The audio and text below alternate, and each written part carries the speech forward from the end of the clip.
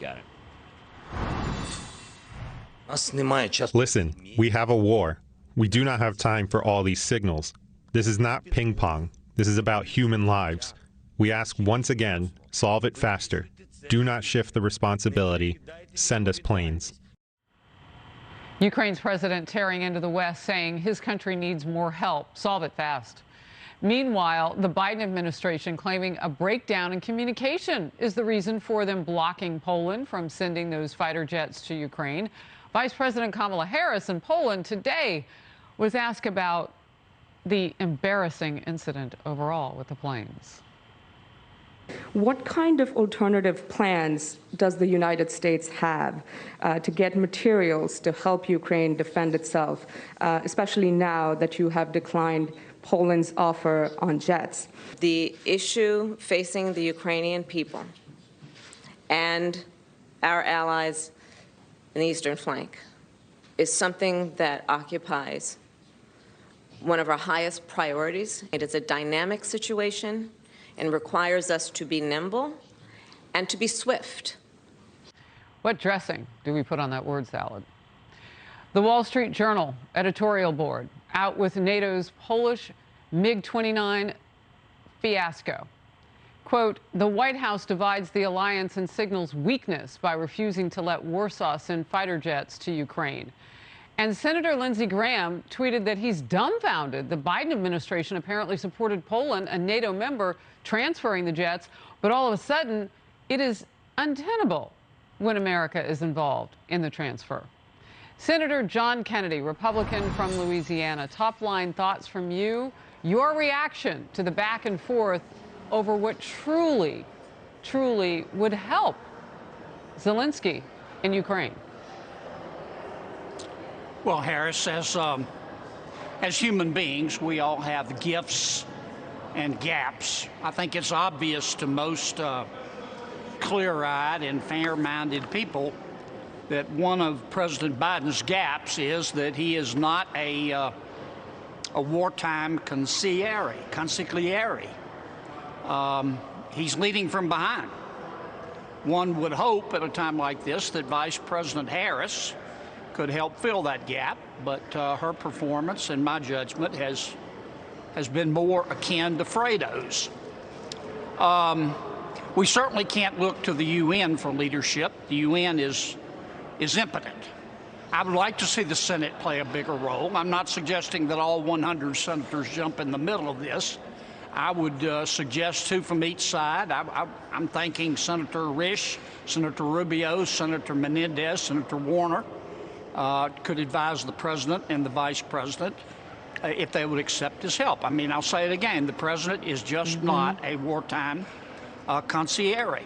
There are two immediate problems. Number one, the Ukrainian people and President Zelensky are fighting well above their weight, but they need planes. They need planes. They need planes. He made that very clear to us on the telephone Saturday.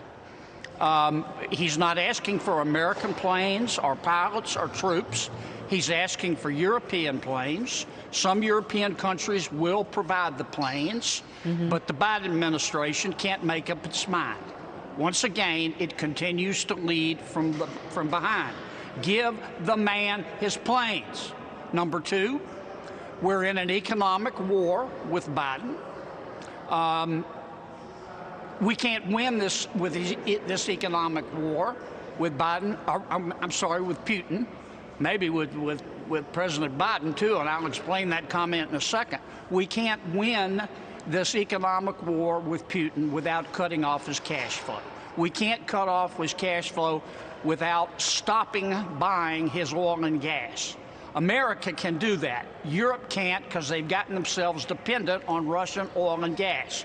We can fill the deficit left in Europe if it stops buying Putin's product by producing our own oil and gas. There's just one problem. The wokers refuse to let us do it, and if you turn them upside down and shook them... I have to step in, and please forgive me. You know I'll bring you back as soon as we can, but we have a Senate hearing going on right now, and they are talking about exactly what you're talking about. Let's watch. The National Intelligence may not want the public to hear it. But I'm glad we got to hear some of that, because that was some truth-telling right there. And Senator Cotton was really going after it. What is the difference, he said, between giving them weapons that can shoot stuff down and giving them the planes that they're asking for? What an incredible moment. And when she came back with a challenging place to manage right now, who talks like that? Just say it what it is.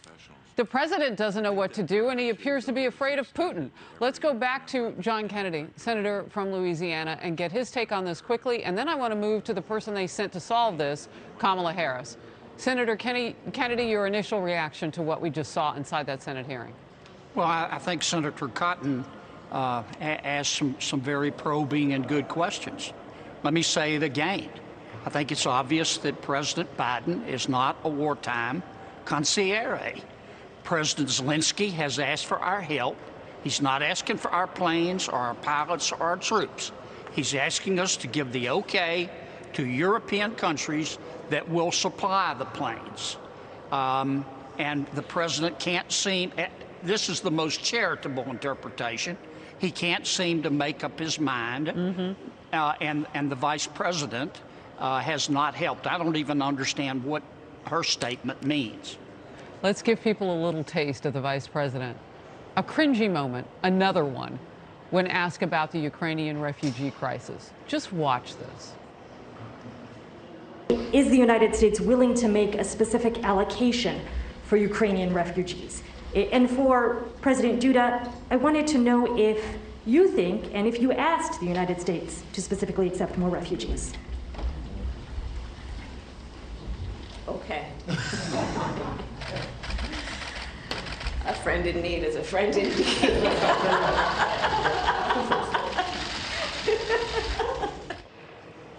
Did you see him put his hand out? Like, stop. Seriously. Senator. Well, I don't speak stupid. I'm not calling the vice president stupid. I'm saying what she said from Poland is stupid. And I don't think anybody understands it. I'm not sure she understands it. There's just not a lot she can add here. I just think the Senate and some of the House leadership, perhaps, we're going to have to get involved here. I don't know whether it means passing some bills. I think if we introduced a bill today to give President Zelensky the planes, I think it would pass. I think most Republicans would support it. I think many Democrats would support it. I don't know if Speaker Pelosi would bring it up. But that's what we're down to. The Biden administration, whether it's our energy policy or helping President Zelensky, seems unable to make a decision. I mean, our energy policy is being dictated by the wokers who refuse to accept an all-of-the-above energy policy. They'll only accept wind, solar, and pixie dust. And we're going to lose the economic war with Putin if we continue down that road. Senator John Kennedy of Louisiana in focus today. Thank you. Thanks for sticking around for the breaking news, of course, always.